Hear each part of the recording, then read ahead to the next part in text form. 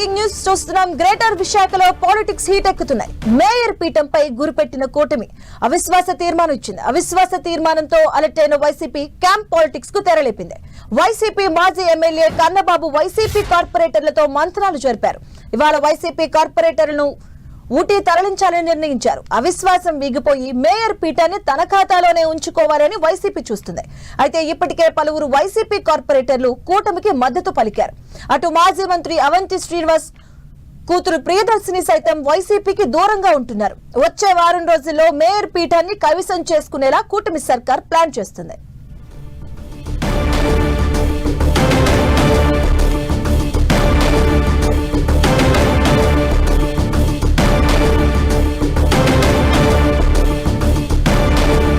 విశాఖలో హీట్ ఎక్కుతుంది. Greater politics లో విశాఖకు సంబంధించి మేయర్ పీఠంపై ఇటు కూటమి కూడా అలాగే అవిశ్వాస తీర్మానాన్ని ఇవ్వడం జరిగింది. అవిశ్వాస తీర్మానంతో అలర్ట్ అయింది. మరోవైపు వైసీపీ క్యాంప్ పాలిటిక్స్ కు తెరలేపింది.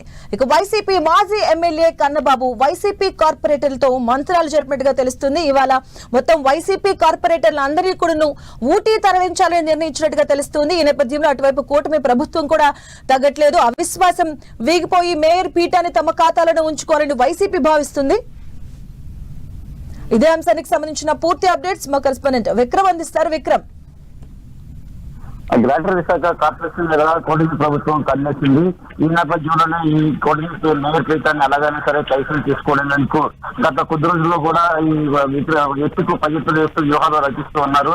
కొద్ది రోజుల క్రితమే విశాఖపట్నం ఎమ్మెల్యేలు కూటమి ఎమ్మెల్యేలు అంతా కలిసి తమకు అనుకూలంగా సంతకాలు మేయర్ హరికుమార్ అవిశ్వాసాలను ఏర్పాటు చేయాలంటూ కూడా హరీంద్ర ప్రసాద్ పత్రం ఇవ్వడం జరిగింది.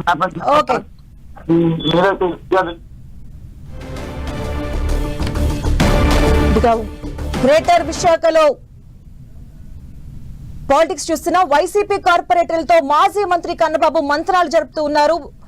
మేయర్ పీఠానికి ఇటు కూటమి ప్రభుత్వం అలాగే వైసీపీ కూడా గట్టిగా పోటీ ఇస్తుంది. కార్పొరేటర్లు మొత్తం కూడా వైసీపీ ఊటీని తరలించే నేపథ్యంలో కనిపిస్తుంది. ఇప్పటికే కూటమికి మద్దతుగా కొంతమంది కార్పొరేటర్లు కూడా మద్దతు పలికారు. వైసీపీ నుంచి వచ్చినటువంటి కార్పొరేటర్లు ఇక వారం రోజుల్లో మేయర్ పీఠాన్ని కైవసం చేసుకునేలా కూటమి సర్కార్ ప్లాన్ చేస్తుంది. మరోవైపు వైసీపీ కూడా దీనికి ధీటుగా ఉన్న కార్పొరేటర్లు అందరినీ కూడా వారిని ఊటీ తరలించే ప్లాన్ చేస్తుంది. దీనికి సంబంధించిన పూర్తి అప్డేట్స్ మా కరెస్పాండెంట్ విక్రమ్ అందిస్తారు. విక్రమ్, విశాఖ మేయర్ పీఠాన్ని ఎలాగైనా సరే కైసం చేసుకోవాలని కూటమి పార్టీలన్నీ కూడా యుద్ధ ప్రాతిపదికన ఎత్తుకుపై ఎత్తులేస్తూ వ్యూహాలు పలుకుతూ ఉన్నాయి.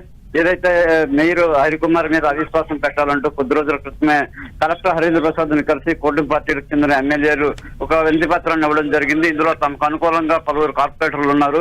ఏదైతే మేయర్ పీఠాన్ని కైసం చేసుకోవడానికి సంబంధించి బలం అవసరమో ఆ సంపూర్ణమైన బలం తమకు ఉందంటూ కూడా కార్పొరేటర్ల జాగ్రత్తతో వాళ్ళ సంతకాలు చేపించి కలెక్టర్కి ఇవ్వడం జరిగింది.